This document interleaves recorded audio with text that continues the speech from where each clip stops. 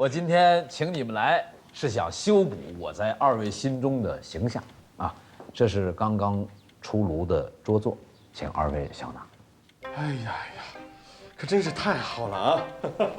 哎，等等，没完呢，没完呢。哦，我的字儿啊，它不能白写啊，它要收润笔的。嗨，仲甫兄啊，你的字是自成一体，比例雄健，千金难求。只要先生愿意给我们写，这个自然不在话下。好，那我也不多收，每幅字200大洋。放心，没问题。好，别着急，还没说完呢。我呀要写，就不只写一幅，每月写一幅。二位意下如何？每月一幅？哎，对，不，这有点奇怪吧？哎呦，真是难得啊！每月一幅，哦，我跟仲甫老弟这么多年，手上连他一幅字都没有。啊，那是。怎么样？你们收不收？不收，我收了。孟州兄、仲甫兄，你们这是醉翁之意不在酒啊！是啊，每月一幅，每幅200，我们收了，收了。好，孟州兄，你合同。孟州兄啊，你刚才那个，哎呦，太假了。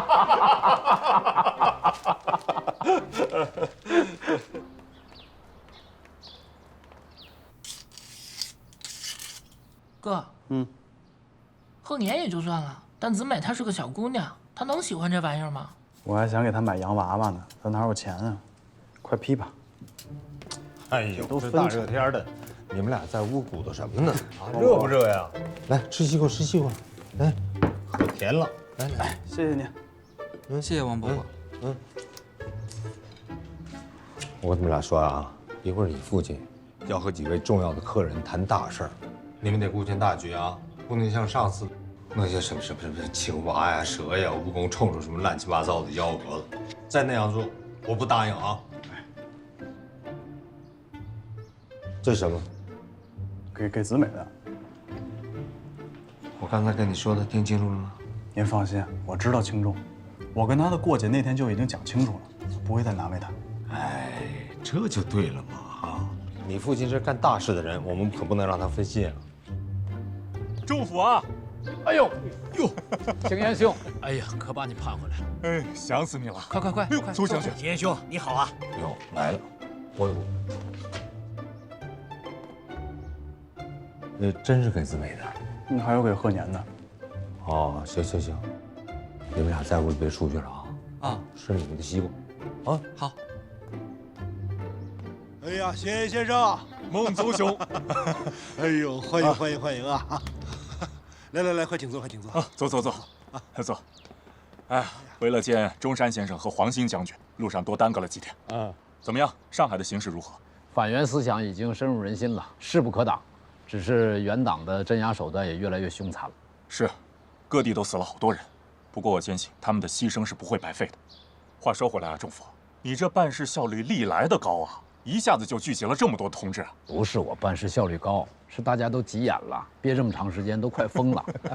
这总算有机会，能不积极吗？是啊，那咱们开会啊，让我传达一下中山先生的指示。好。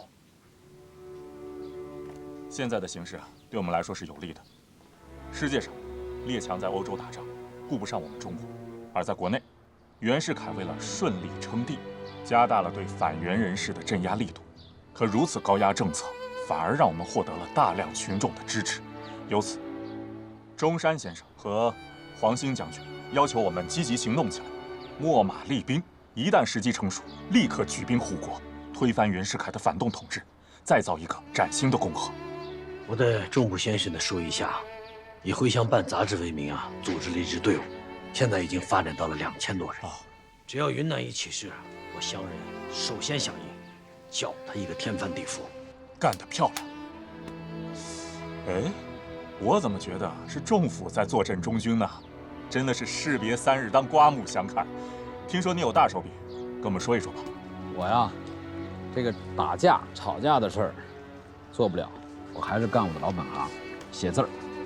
这2个月，我跟易白沙足不出户，办了一本杂志，叫《青年杂志》，本意是鼓吹新文化，宣传新思想，造就新青年，就是想用世界上最先进的思想理论，来替代统治了中国几千年的孔教三纲，用科学与民主的旗帜重塑一代新青年。这是创刊号的草样，各位先生指教。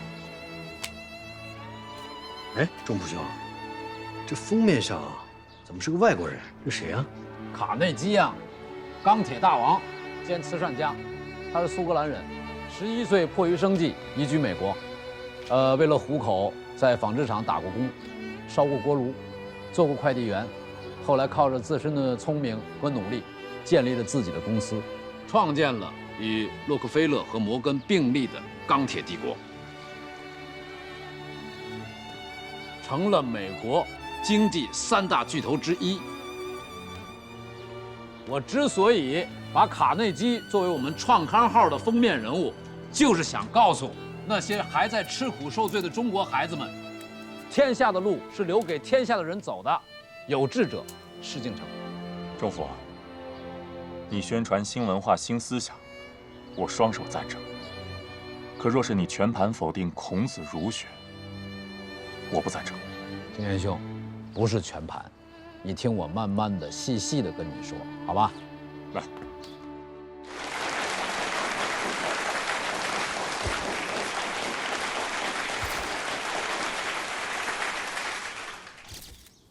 有人说，你陈独秀创办杂志，是为了唤醒国人政治的和伦理的觉悟。那么这个觉悟究竟是什么？大家知道，道光年林则徐禁了鸦片，英国人就打进了中国，人家船坚炮利，我们一败涂地。于是有人就提出要师夷长技以制夷，这是第一道觉悟。知道自己技不如人，要向人家学习。后来有人也进一步认识到，我们不光技不如人，最重要的是国不如人。洋人有比我们先进的制度，于是就有了戊戌变法、晚清新政，直至辛亥革命推翻帝制，建立了共和。这是第2道觉悟。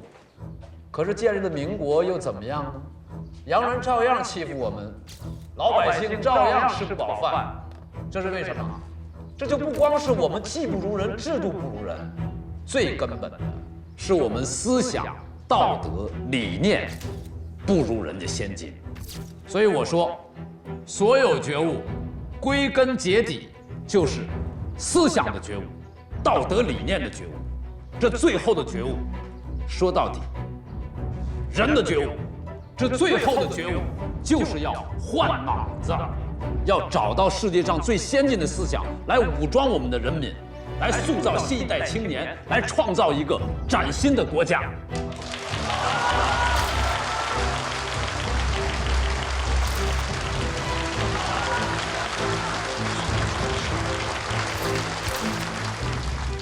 当代中国的新青年，我以为应该有6个标准：1，自主的而非奴隶的；2，进步的而非保守的；3，进取的而非退隐的；4，世界的而非锁国的；5，实力的而非虚文的；第6，科学的而非想象的。6条标准，总的来说就是科学与民主。要造就一代新青年，唯有用科学和民主并重。科学与民主就是检验政治、法律、伦理、学术以及社会风俗和人们日常生活一言一行的准绳。凡是违反科学与民主的，哪怕是祖宗之遗留、圣贤之垂教、社会之崇尚，皆不值得欣赏。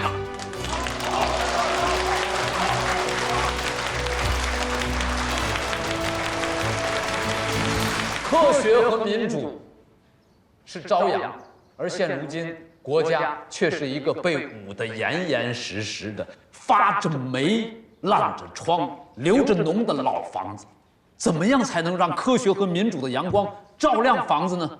过去我们用最简单的方法推倒老房子，可是你推倒了这房子，那霉、那疮、那脓还依然藏在里面，长出来的还依然是腐朽的脏东西。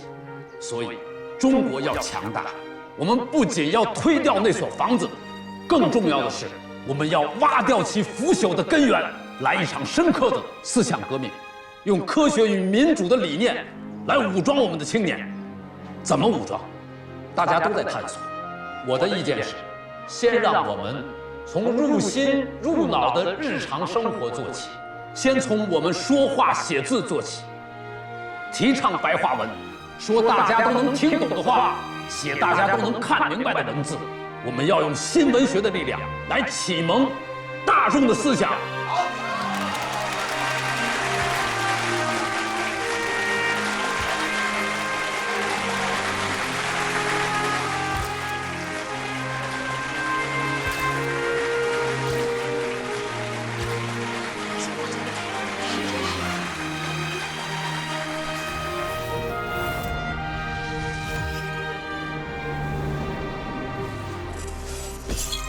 1915年9月15日，陈独秀在上海创办《青年》杂志，现代中国思想启蒙的新文化运动应运而生。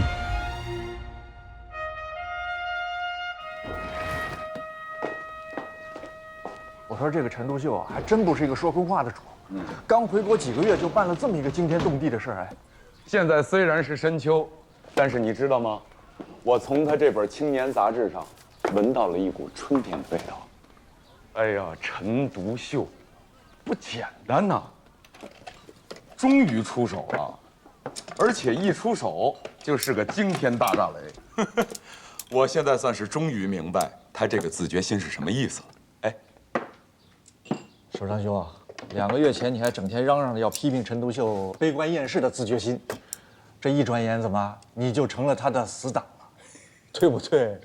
岛上刚2月，中原已千年啊！哎，想当初他说不能把爱国和爱那个腐朽政府相提并论的时候，那多少人骂声一片。可是现在呢，岛原已经成为了全中国的共识。哎，在这一点上，你不得不承认陈独秀还是眼光独到的。对，太够了吗？你齁死我！约翰。唤醒民众的思想觉悟，也是我一直想做的事儿。这个书我念不下去了。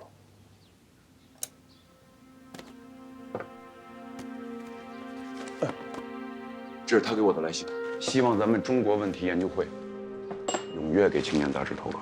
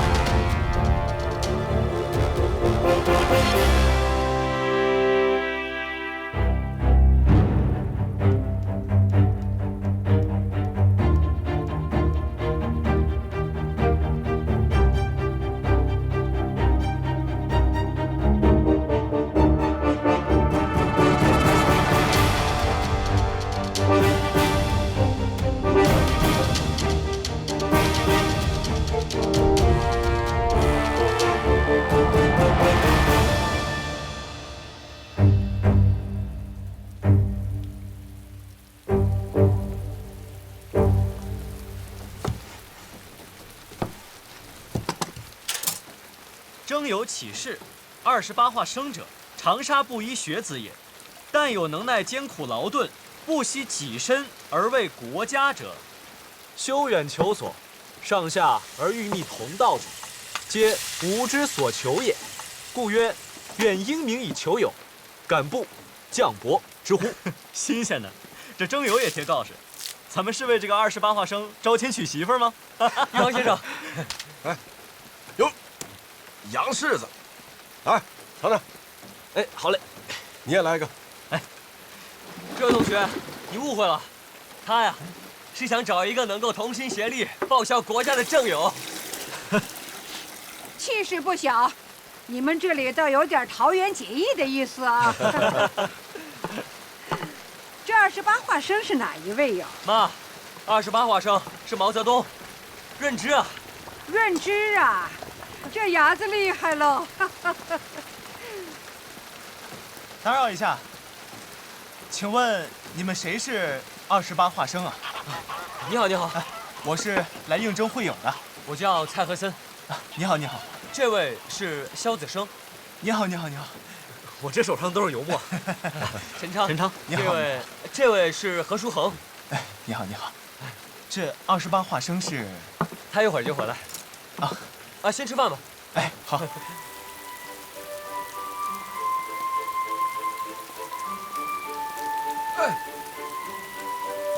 哎，我淘到宝贝了！哎，我淘到宝贝了！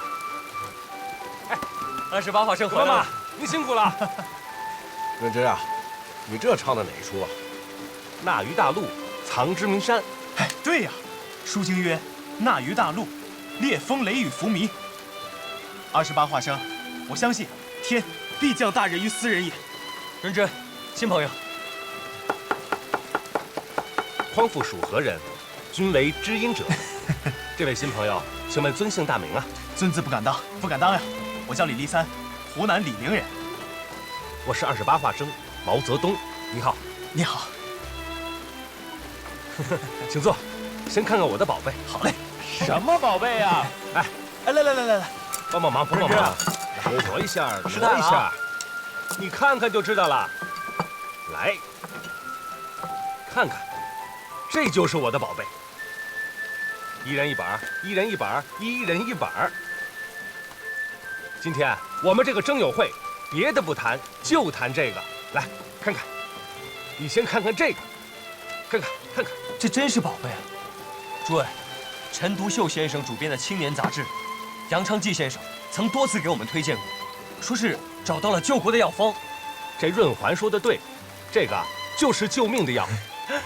我刚才只是简单的浏览了一下创刊词，看到这个敬告青年，我就已经觉得头上炸出了一道惊雷，醍醐灌顶，醍醐灌顶。润之啊，你一下子买了这么多杂志，你这个月吃什么呀？哎，吾有此书足矣。润之啊，你就安心读你的书，要是真饿肚子了，就到葛妈妈这儿来，保准啊让你吃个饱。来，好。哎，我还真饿了。哎，你还真提醒我了，葛妈妈，记得辣子多来一点啊，要辣得很的那种。够你吃的。谢谢您啊。各位，我现在浑身都是劲儿。咱们不是一直在说要再造新民吗？那何为新青年呢？陈仲甫先生就在这里谈到了6条标准。自主的，而非奴隶的；进步的，而非保守的；进取的，而非退隐的；世界的，而非锁国的；实力的，而非虚文的；科学的，而非想象的。说得太好了，仲甫先生提出的这6条啊，正是我辈今后努力的方向。对呀，这6条标准虽好，但是我觉得还不够全面。哎，此话怎讲啊？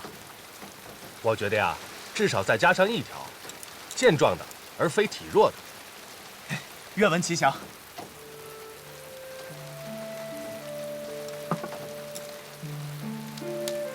各位啊，这我国士人啊，文热者多，武风不振，敢于努力救国之新青年，筋骨强，方能气力雄，才能真正把外国人叫我们东亚病夫的帽子彻底的踩在脚下。说得好，有道理，我赞同。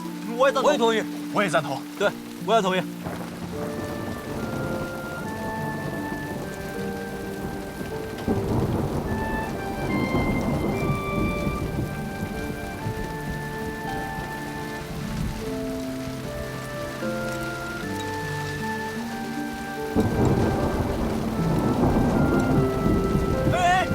是了，你是了，别着急，别着急，就这样。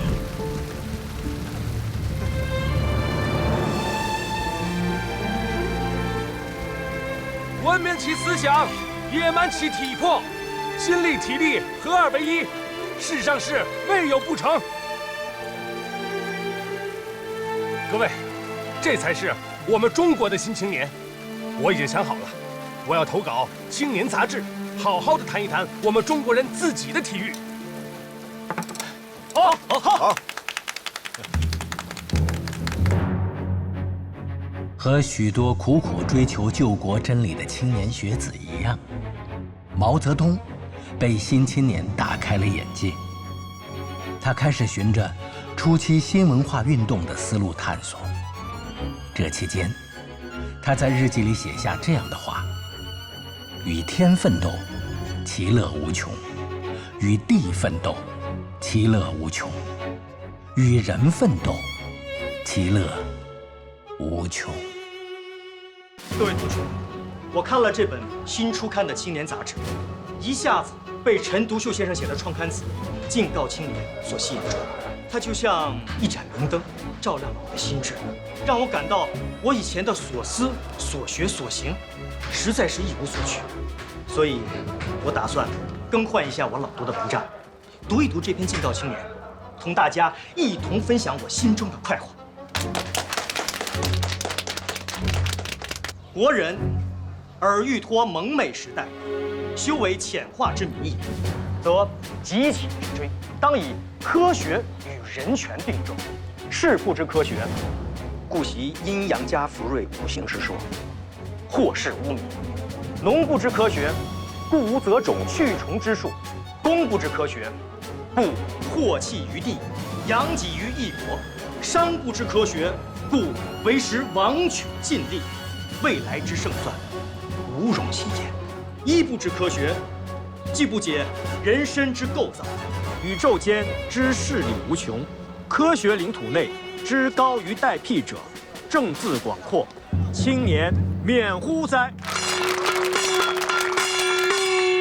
出了小路考起来，青年杂志已出版，中国人为多么难？陈独秀2场也放来公开。德先生、赛先生已经跑到中国来，钢铁狼王卡耐基啊，不是三王基啊。他原来是一个打工的小男孩。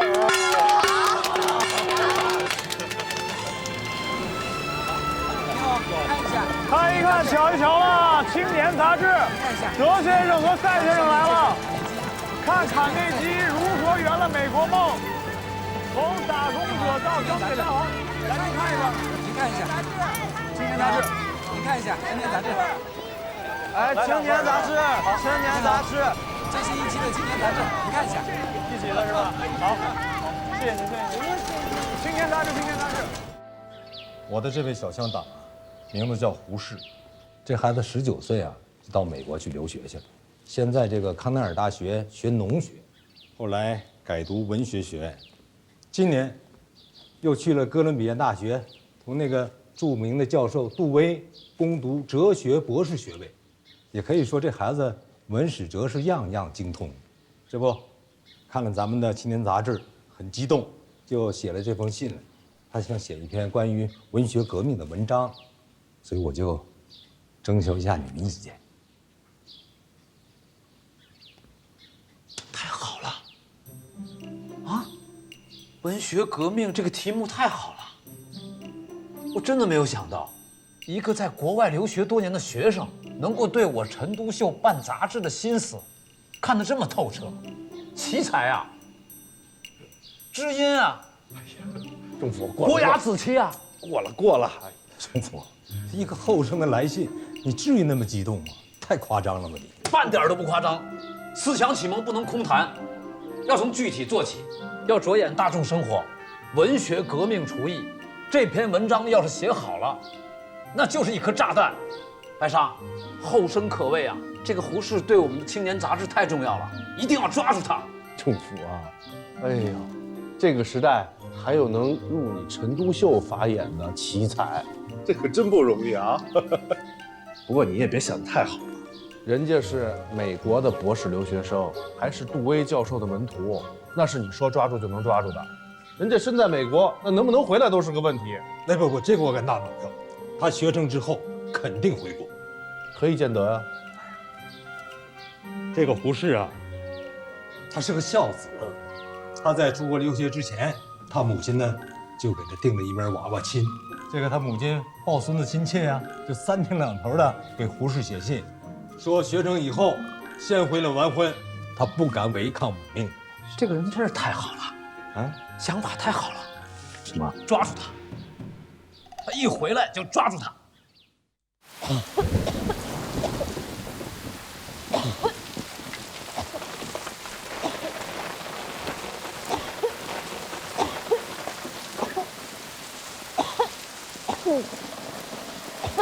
兄弟们，来，我来。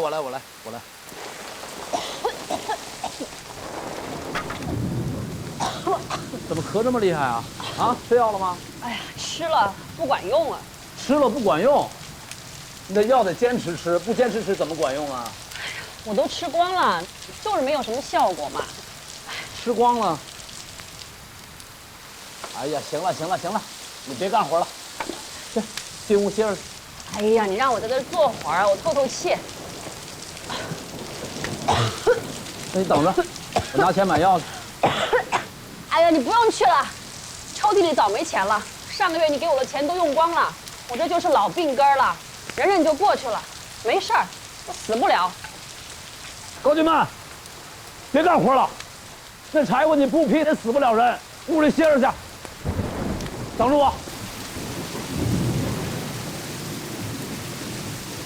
柴火不劈死不了人，那柴火不劈还锅子开不了呢。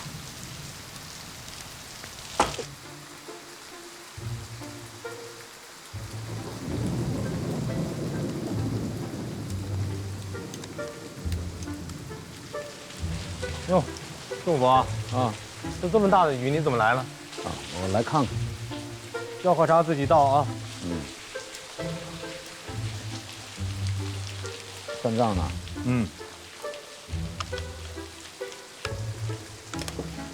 我今天啊，跑了一圈去收账，到今天呢，咱们的青年杂志一共销售了是2000本儿，收支平衡，本金基本上回笼了。这太好了，这是个好事情啊。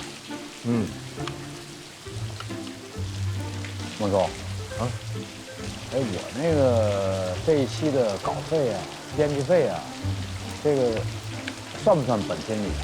我现在算的是大账，还没来得及顾上你。你别呀，你得顾得上我呀。你这本金都回笼了，我那个稿费、编辑费是不是也得回到我这儿来？好，那我现在就顾及你啊。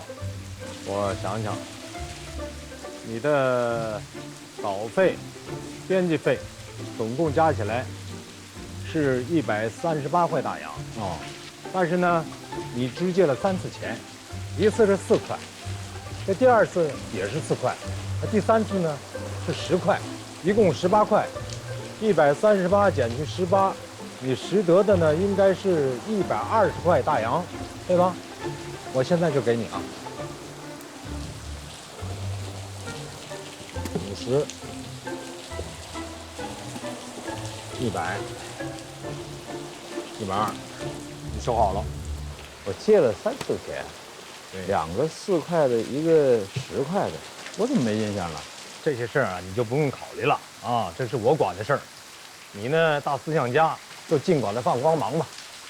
仲总啊，你说这袁世凯哈，就是铁了心了要当这个皇帝，是天怒人怨。这当局呢，现在也没那个时间顾得上革命党人了。这个时局一宽松，这商机它就来了。我想趁势而上，出去招股。你这个大名人，熟人多，多拉几个有钱人来入股，咱们这个杂志没准它就盘活了。好，没问题。你负责找人，我出面，只要能把杂志办好，你让我干什么都行。方伯伯，方伯伯，回来了，回来了，回来了。爸，今天怎么回来这么早啊？今天下雨没法出工。哦。文总，这个延年强年在这儿做编务，是不是也应该有工资啊？我给他们，延年不要，说这工资呢，就抵了在我这的住宿费了。我正想跟你说的时候，这俩孩子的事儿，这白天在搬运站打工，晚上回来到我这当编务，还要学习法语。你说这俩孩子是不是太累了？就是说，现在他们哥俩生活费用都是靠那个搬运站的那点工钱。是啊，我还听说他们在搬运站啊，这打工的时间延长了。我悄悄地问那个乔年，我说怎么回事啊？他说呢，是为了学习法语攒学费。你说怎么办？这孩子，你说现在他正长身体的时候，这样的话，他不把身体累垮了吗？你说怎么办？你说，哎，他们俩的那个编务费不要，你应该给我呀。我是他老子，应该我收着也正常的。什么呀？这是一码归一码啊！啊，我不是跟你说了吗？延年把这工资就充了在这的住宿费了。你还说你儿子跟你很像，一点都不像。他呢，给钱不要，你这还跟我没完没了的。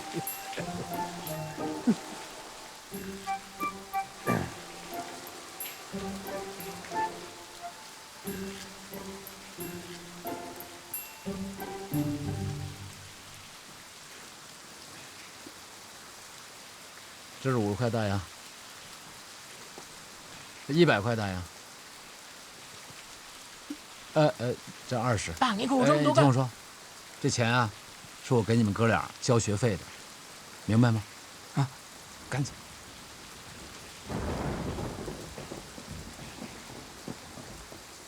豆宝，豆宝，你都给了。哎，孟总，你说刚才说什么？我借了3次钱，2次4块，1次10块，那什么时候事儿啊？我怎么一点没印象？你给我看看账。你别跟我说这些了啊！我再支给你点。不是再支给我点，看看账，我怎么就没？站住！哎。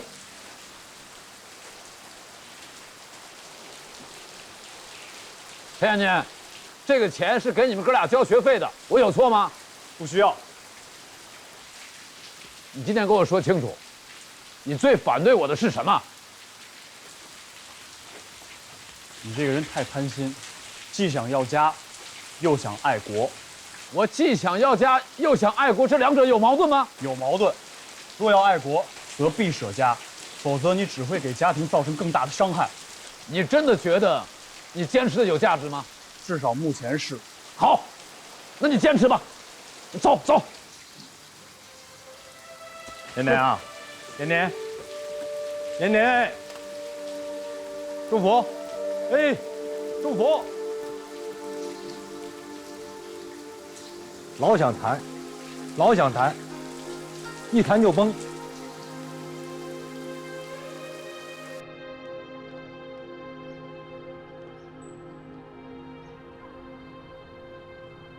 市长，你看到学校门口的告示了吗？学校以长期欠息为名，把你给除名了。看见了，意料中的事。本来纠结了好几个月，现在好了，有结果了，我可以心无旁骛地搞革命了。手札兄，都是我把你给害了。当初我真不应该非要拉你来当这个民意杂志的主编。你本来在留日学生总会文事委员会当编辑主任，已经都非常忙了呀。不干你的事儿啊，是我自己喜欢编杂志。现在袁世凯当了皇帝，国内已经乱成一锅粥了，我根本静不下心来读书。你有什么打算？先全心全意地把《民仪》杂志创刊号编好，让它成为海外讨袁的号角，然后我就回国上战场。听你这么一说，我也坐不住了。反正我也快毕业了，到时候我跟你一块儿回国。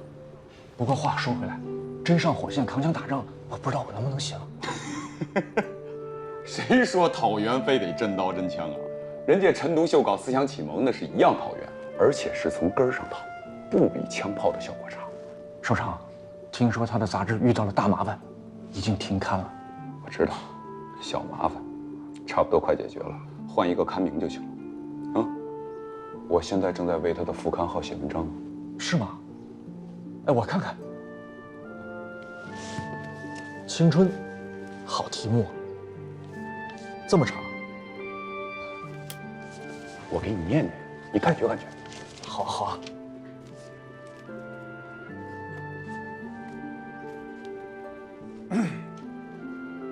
地球即成白首，无人尚在青春。以无人之青春，柔化地球之白首，虽老，犹未老也。是则地球一日存在，即无人之青春一日存在。无人之青春一日存在，即地球之青春一日存在。1916年，李大钊在日本写下了著名的《青春》一文。文章以昂扬的革命精神和科学的人生态度，表达了明显的唯物主义思想，提出了再造青春中华的理想主张，号召青年冲决过去历史之网罗，破坏陈腐学说之囹圄，以青春的精神不断改造自我，以青春的朝气、青春的理想，唤醒百年沉睡的旧中国，建立青春之中华。快快快！冻坏了吧？快来烤烤火！快坐快坐，烤烤火！哎呀，知道我回来了，你们还来看看我，好。哎呀，反观你们的父亲，也不知道他是不欢迎我回国呢，还是怕我抢了他的彩头，跟我耍大牌。你说都这么久了，他也不来看看我，真是连孩子都不如啊！哎，陈独秀忙什么呢？啊，青年杂志跟人家重名了。让人家告了侵犯名誉权，给停刊了，他就一直忙着打官司呢。谁这么没有眼力劲儿，敢跟启蒙大师陈独秀打官司？这不是自取其辱吗？啊！哎呀，好了好了，我们不说他了啊。哎，你们怎么样？生活的，是不是很辛苦啊？我们不怕辛苦，我俩一直在勤工俭学，过得很充实。好，好啊，我没看错你们。我跟你们说啊，我这趟回国，一是相助导员护国，二是启动留法勤工俭学运动。你们不是要去法国吗？我来考考你们，当今西方最流行的理论是什么？达尔文的进化论。哟，不简单呐！谁告诉你的？我也是偷听到的。江晚同志开会，陈独秀给大家讲了1上午的进化论，说物竞天择是万古不变的真理，也是人类进步的动力。陈独秀这是坐井观天，他是只知其一不知其二。其实，当今最流行的理论不是达尔文的进化论，而是克鲁泡特金的互助论。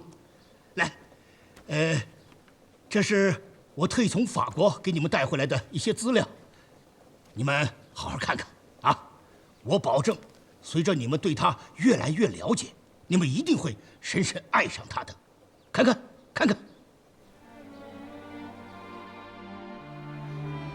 ，1916年3月，在海内外一片声讨声中，袁世凯被迫取消帝制，一场丑态百出的复辟帝制的闹剧夭折。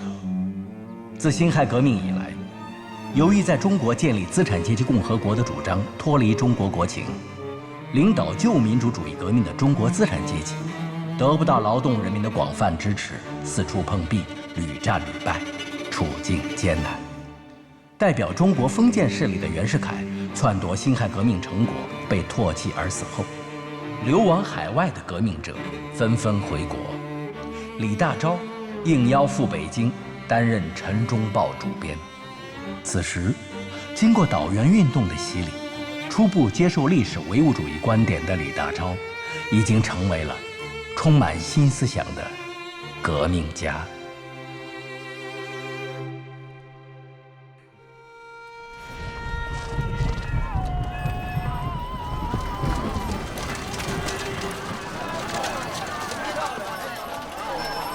兄弟啊，家在哪儿住啊？永定门外，借命一个。这话怎么说啊？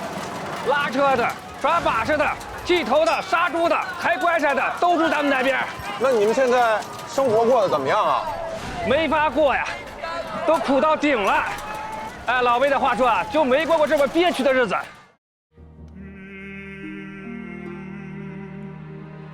嘟嘟嘟